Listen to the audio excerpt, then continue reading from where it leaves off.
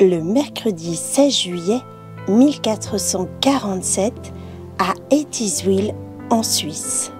Une femme, Anne Wöckli, appartenant à une secte satanique, décide de dérober une hostie consacrée. Elle s'empare du ciboire contenant la grande hostie de l'église paroissiale. Elle enfile sa main à travers l'étroite grille de fil de fer et prend la grande hostie. Mais aussitôt, le Saint-Sacrement devient si lourd qu'elle ne parvient plus à le porter. Elle ne peut alors plus bouger et elle décide de se débarrasser de l'hostie en la jetant dans une haie. La police retrouvera la voleuse qui avouera son méfait. Quelques jours après le vol, une gardienne de port, Marguerite Schulmeister, passe tout près de l'endroit où s'est passé l'événement. Mais ces porcs refusent d'avancer. Elle ne sait plus que faire et elle appelle à l'aide deux cavaliers qui passent sur le chemin. Les deux hommes arrivent et tout d'un coup, tous les trois voient une hostie par terre, en dessous de la haie, dans les orties. L'hostie, à terre, est divisée en 7 morceaux.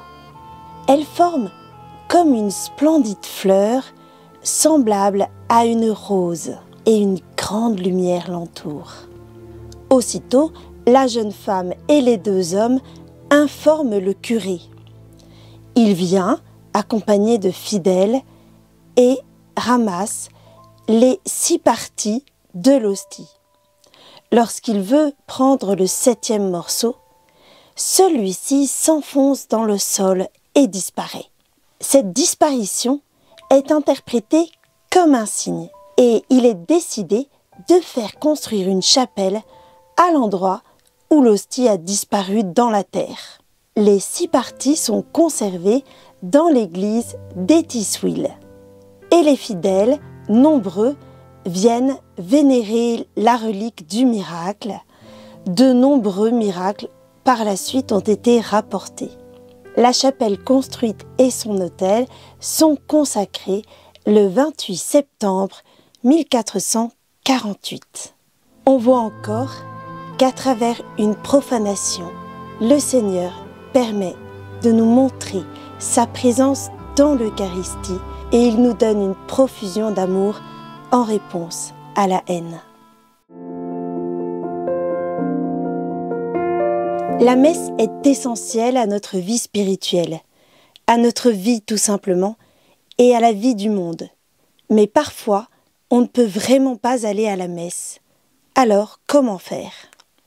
On ne peut pas aller à la messe parce que cela n'est pas possible physiquement, lorsque par exemple nous sommes malades, ou bien parce que notre état ne nous permet pas de communier.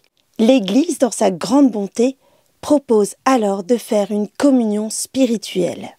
La communion spirituelle désigne le fait de s'unir spirituellement à Jésus s'offrant sur l'autel. Même si nous ne communions pas en recevant Jésus dans l'hostie. La communion de désir est l'autre nom de la communion spirituelle. Pour saint Thomas d'Aquin, il y a 2 manières de recevoir l'Eucharistie. L'une est sacramentelle, par laquelle on reçoit le sacrement et ses effets si l'on est en état de grâce. L'autre manière, par laquelle on reçoit l'effet du sacrement, consiste à être spirituellement uni au Christ.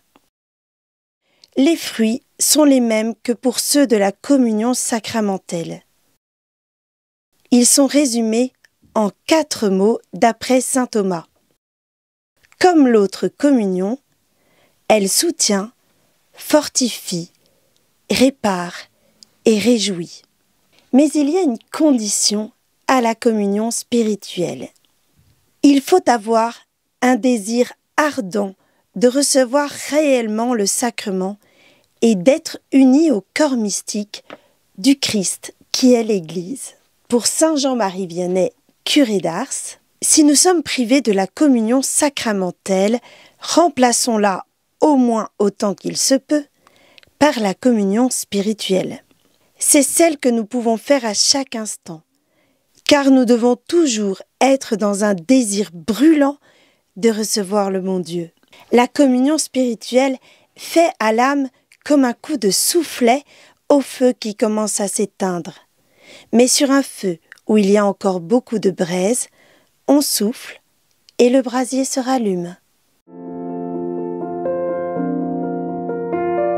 Aujourd'hui, nous vous proposons de prendre un temps de prière pendant lequel vous demanderez à Jésus de recevoir une communion spirituelle. Ainsi, vous pourrez être unis à Jésus.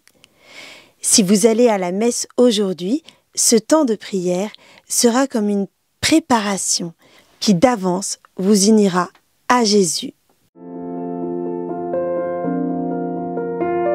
À tes pieds, ô mon Jésus, je m'incline et je t'offre le repentir de mon cœur contrit, qui s'abîme dans son néant en ta sainte présence. Je t'adore dans le saint sacrement de ton amour, désireux de te recevoir dans la pauvre demeure que mon cœur t'offre. En attente du bonheur de la communion sacramentelle, je veux te déposer, je veux te posséder en esprit. Viens à moi, ô mon Jésus, pour la vie et pour la mort, que ton amour enflamme, que ton amour m'enflamme. Je crois en toi, j'espère en toi, et je t'aime. Et je te prie en particulier de t'unir au prêtre qui m'est confié. Amen.